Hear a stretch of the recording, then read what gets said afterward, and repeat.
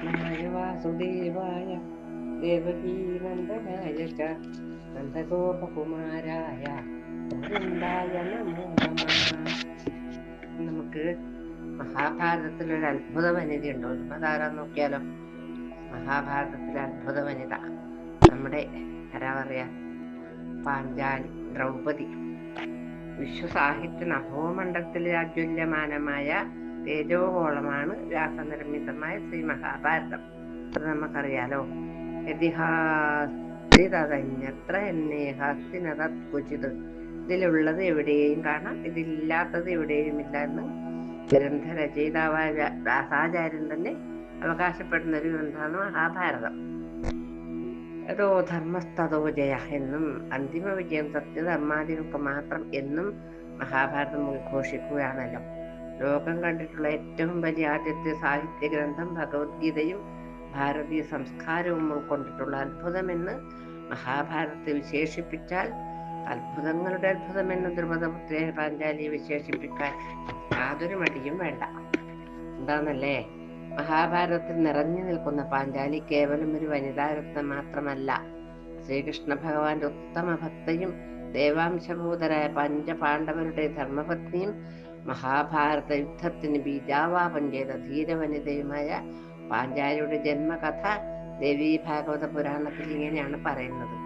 കൃതീയുഗേ വേദവതി കുശധ്വജസുതാ ശുഭ ത്രേതായാം രാമപത്നി സീതേതി ജനകാത്മജ തശ്ഛായാ ദ്രൗപദീ ദേവി ദ്വാപരേ ദ്രുപദാത്മജ ത്രിഹായനീ ച സാ പ്രോക്ത വിദ്യമാനാ യുഗത്രയേ. ശ്രീ മഹാലക്ഷ്മിയുടെ അവതാരം തന്നെയായ വേദവതി കുശധ്വജന്റെയും മാലാവതി ദേവിയുടെയും പുത്രിയായി ജനിച്ചു. ജനിച്ച ഉടനെ അവൾ സ്പഷ്ടമായി വേദധ്വനി മുഴക്കിയിരുന്നത് കൊണ്ട് അവളെ വേദവതി എന്ന് വിളിച്ചു. കൃതയുഗത്തിൽ ജനകന്റെ പുത്രിയും രാമപത്നിയുമായ സീതാദേവിയായും ദ്വാപരയുഗത്തിൽ ദ്രൗപദിയായും ജനിച്ചു. 3 യുഗങ്ങളിലും വിരാജിക്കുന്നവളെ ത്രിഹായണി എന്ന് വിളിക്കുന്നു. 3 യുഗങ്ങളിലും ഉണ്ടായതുകൊണ്ട്. രാവണ നിഗ്രഹാനന്തരം സീതാദേവി അഗ്നി പരീക്ഷണ വിധേയയാക്കി. യഥാസമയം അഗ്നിദേവൻ അവിടെ എത്തിച്ചേരുകയും ഛായാസീതക്ക് പകരം യഥാർത്ഥ ജാനകി രാമചന്ദ്രനെ നൽകുകയും ചെയ്ത കഥ നമുക്കറിയാലോ. അപ്പോൾ ഛായാസീത അഗ്നിദേവനോടും ശ്രീരാമചന്ദ്രനോടും ഇനി ഞാൻ എന്ത് ചെയ്യണമെന്ന് നിർദ്ദേശിക്കുവാൻ പറഞ്ഞു. നീ പുഷ്കര തീർത്ഥത്തിൽ ചെന്ന് തപസ് ചെയ്യുക, നിനക്ക് സ്വർഗലക്ഷ്മിയായി തീരാം എന്ന് അവർ പറഞ്ഞു. അതുപ്രകാരം ഛായാസീത കഠിനമായ തപസ് ചെയ്ത് സ്വർഗലക്ഷ്മിയായി തീർന്നു. അവൾ കൈലാസനാഥനായ ശ്രീശങ്കരനെ ഉപാസിക്കുന്നതിൽ തൽപരയായിരുന്നു. ഭർത്താവിന് വേണമെന്ന ആഗ്രഹത്തോടെയാണ് അവൾ ശിവശങ്കരനെ പ്രാർത്ഥിച്ചത്.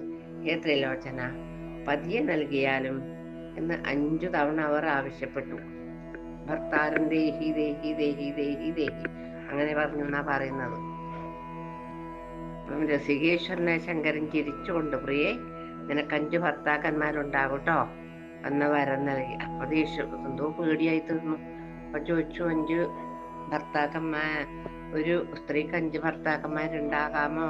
ഒരു പുരുഷൻ 5 ഭാര്യമാരുണ്ടാവാം, ഇത് പതിവുണ്ടോ എന്ന് ചോദിക്കുമ്പോൾ പറഞ്ഞു, നിന്റെ മുജ്ജന്മം അങ്ങനെയാണ്, നീ മുജ്ജന്മത്തിൽ എന്നെ ഇങ്ങനെ തപസ് ചെയ്ത് വരം വാങ്ങിച്ചതാന്ന് സാരമില്ല എന്ന് പറഞ്ഞിട്ടുണ്ട്.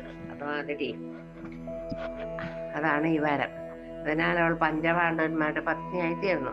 എല്ലാ സദ്ഗുണങ്ങളും ഒത്തിണങ്ങിയ ഉത്തമന്മാരിൽ ഉത്തമനായിട്ടുണ്ട് വ്യാസാചാര്യർ യുധിഷ്ഠിരനെ അനുവാചകന്മാർക്ക് പരിചയപ്പെടുത്തുന്നു. സാധാരണ ഒരു രാജാവല്ല, യുദ്ധത്തല്ല, നമ്മുടെ യുധിഷ്ഠിരൻ സത്യത്തിന്റെ മൂർത്തിമദ്ഭാവാണല്ലോ, ധർമ്മബോധത്തിന് മാതൃകയാണല്ലോ. വ്യാസാചാര്യനും യുധിഷ്ഠിരനും ഒരേ സമയം ശ്ലാഘിക്കുന്ന ധീരവനിതയാണ് ധർമ്മപത്നിയായ പാഞ്ചാലി. മഹാഭാരത യുദ്ധം കഴിഞ്ഞ ദിവസം അർദ്ധരാത്രി സമയം പാണ്ഡവ കുടീരത്തിൽ പാഞ്ചാലിയുടെ പിഞ്ചോമനകൾ മാത്രം സഹോദരനും. അവർ ഗാഠനിദ്രയിലും. ദുഷ്ടനായ അശ്വത്ഥാമാവ് തന്റെ സുഹൃത്തായ ദുര്യോധനെ സന്തോഷിപ്പിക്കാൻ 5 കുട്ടികളുടെ ശിരസ്തറുത്ത് ദുര്യോധനെ കാഴ്ചവെച്ചു. വിവരമറിഞ്ഞ അർജുനൻ അവനെ പിന്തുടർന്ന് പിടിച്ചു കെട്ടി തൽക്ഷണം അവനെ വധിക്കാൻ ഭീമസേനൻ പറഞ്ഞപ്പോൾ പാഞ്ചാലി പറഞ്ഞു, അവനെ വധിക്കാതെ വെറുതെ വിട്ടയക്കണം. എന്റെ മക്കൾ നിഗ്രഹിക്കപ്പെട്ടതിൽ ദുഃഖിതയായ ദ്രൗപദിയുടെ മനോഭാവത്തെയാണ് വ്യാസാചാര്യനും യുധിഷ്ഠിരനും പ്രകീർത്തിച്ചത്. എന്ത് പറഞ്ഞു? എന്താ പാഞ്ചാലി പറയുന്നോ? എന്റെ മക്കളെ നഷ്ടപ്പെട്ട വിഷമം എത്രമാത്രം ഉണ്ടെന്ന് എനിക്കറിയാം. അതുപോലെ ആ കൃപിയുണ്ടല്ലോ, ഇവന്റെ അമ്മ, അവരും കൂടി വിഷമിക്കുന്നത് എനിക്ക് കാണാനാവില്ല. അതുകൊണ്ട് കട്ടഴിച്ചു വിടുന്ന് പറഞ്ഞു. അങ്ങനെയാ പറഞ്ഞത്. മറ്റുള്ളവർ നമ്മോട് എങ്ങനെ പെരുമാറണമെന്ന് നാം ആഗ്രഹിക്കുന്നുവോ അതുപോലുള്ളൊരു പെരുമാറ്റം അങ്ങോട്ട് കൊടുക്കുക എന്ന ഉന്നതമായ ധർമ്മബോധമാണ് ദ്രൗപദി പ്രകടിപ്പിച്ചത്. ജീവിച്ചിരിക്കുന്ന ഗുരുപത്നി അശ്വത്ഥാമാവിന്റെ മാതാവ് തന്നെപ്പോലെ ദുഃഖിക്കാൻ ഇടവരല്ലേ എന്നാണ് പാഞ്ചാലി ചിന്തിച്ചത്. അതാണ് ധർമ്മബോധം. ധർമ്മ്യം ന്യായം സകരുണം നിർവളീകം സമംഹത്. ഈ 6 ഗുണങ്ങളും ഒത്തിണങ്ങിയ ദ്രൗപദിയുടെ വാക്കിനെ യുധിഷ്ഠിരൻ പ്രശംസിച്ചു എന്ന് ശ്രീമദ് ഭാഗവതം വിശദീകരിക്കുന്നു.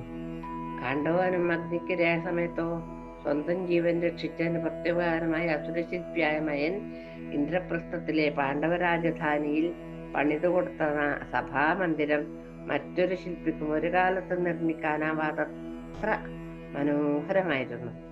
രത്നങ്ങൾ കൊണ്ട് അലങ്കരിച്ച സ്ഫടികം പോലെ വെട്ടിത്തിളങ്ങുന്ന തറകളായിരുന്നതുകൊണ്ട് സഭയിൽ കയറുന്നവർക്ക് സ്ഥലജലഭ്രമം ഉണ്ടാകും. വേറെ പ്രത്യേകിച്ച് വിളക്കൊന്നും വേണ്ട, ഇതന്നെ ഇങ്ങനെ മിന്നിക്കൊണ്ടുപോലോ. യുധിഷ്ഠിരന്റെ നേതൃത്വത്തിൽ രാജസൂയത്തിനുള്ള ഒരുക്കങ്ങൾ ആരംഭിച്ചു. യാഗശാലകളും അതിഥി മന്ദിരങ്ങളും തയ്യാറായി. യജ്ഞത്തിൽ ബ്രഹ്മപദം സ്വീകരിച്ചത് വ്യാസമഹർഷിയായിരുന്നു. ഹസ്തിനാപുരിയിൽ നിന്ന് ഭീഷ്മദ്രോണാദികൾ, ദുര്യോധനും സഹോദരന്മാരും, ധൃതരാഷ്ട്രൻ, വിതുരൻ, കർണൻ, ശകുനി തുടങ്ങിയവരെല്ലാം ക്ഷണമനുസരിച്ച് വന്നെത്തിയിട്ടുണ്ട്. ഭക്ഷണശാല മേൽനോട്ടം ദുശാസനും അതുപോലെ തന്നെ കലവറയുടെ ചുമതല ദുര്യോധനുമായിരുന്നു കൊടുത്തത്. ശിശുപാലവധ ശേഷം രാജസൂയം ഭംഗിയായി പര്യവസാനിച്ചു.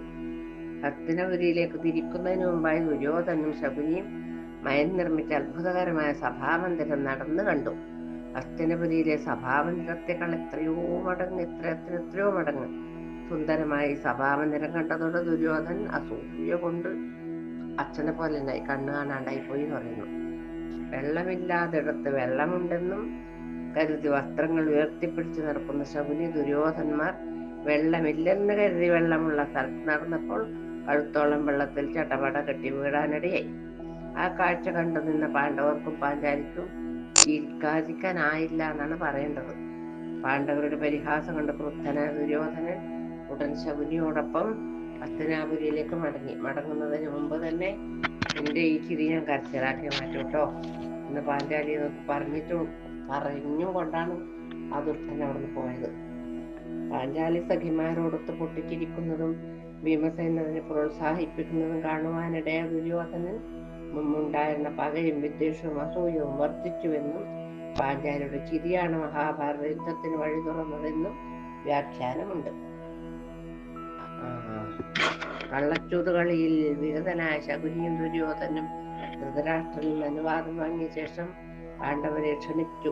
ചതി പ്രയോഗിക്കാതെ കളിയാണെങ്കിൽ ഞാൻ ഒരുക്കമാണെന്ന് യുധിഷ്ഠിരൻ അറിയിച്ചു. ചതിയുണ്ടോ? ചോദ്യങ്ങൾ കാട്ടാവോ? വരൂ. ചതിയൊന്നുമില്ലാന്ന് മറ്റാണ് വിളിക്കുന്നത്. കള്ളച്ചൂതുകളുടെ അവസാനം യുധിഷ്ഠിരന് പണയം വയ്ക്കുവാൻ ഒന്നും അവശേഷിച്ചിരുന്നില്ല. ദ്രുപദ രാജകുമാരിയെ ദാസിയായി ലഭിച്ചപ്പോൾ ദുശാസന അന്തപുരത്തിലെത്തി. പാഞ്ചാലിയുടെ തലമുടി പിടിച്ചിഴച്ച് സഭയിലെത്തിച്ചു. ശക്തരായ പാണ്ഡവർക്ക് ദ്രൗപദിയുടെ ദയനീയ സ്ഥിതി കൊണ്ടൊന്നും ചെയ്യാൻ സാധിച്ചില്ല. ദുര്യോധന്റെ ആജ്ഞപ്രകാരം ദുശാസൻ പാഞ്ചാലിയുടെ ഉടുവസ്ത്രം അഴിക്കാൻ മുമ്പോട്ടാഞ്ഞു. പിതാമഹനും ഗുരുവും ഭർത്താക്കന്മാരും ഉരിയാടാതെ ഇരിക്കുന്നത് കണ്ടപ്പോൾ പാഞ്ചാലി കൃഷ്ണ രക്ഷിക്കണേന്ന് നിലവിളിച്ചു. അത്ഭുതം, വസ്ത്രം അവസാനിക്കുന്നില്ല. ഭഗവാൻ ശ്രീകൃഷ്ണൻ തന്നെ പ്രിയ ഭക്തരുടെ മുന്നിൽ വസ്ത്രമായി അവതരിച്ചു. വളരെ നേരം വലിച്ചിഴച്ചിട്ടും ദുശാസന്റെ കൈ കുഴഞ്ഞതല്ലാതെ വസ്ത്രം അവസാനിച്ചില്ല. ദ്രൗപദിയുടെ ദയനീയ സ്ഥിതി കണ്ട് കോപം നിയന്ത്രിക്കാനാവാതെ ഭീമൻ ഗത ചുഴറ്റിക്കൊണ്ട് ഗർജിച്ചു. അധർമ്മിയായി ദുശാസൻ യുദ്ധത്തിൽ വധിച്ചവന്റെ മാറിട ഞാൻ കീറിച്ചോര കുടിക്കും. ഇത് സത്യമാണ് എന്ന് പറഞ്ഞു. ഇത് സഹിക്കാൻ പറ്റുന്നില്ല ഭീമസേനെ.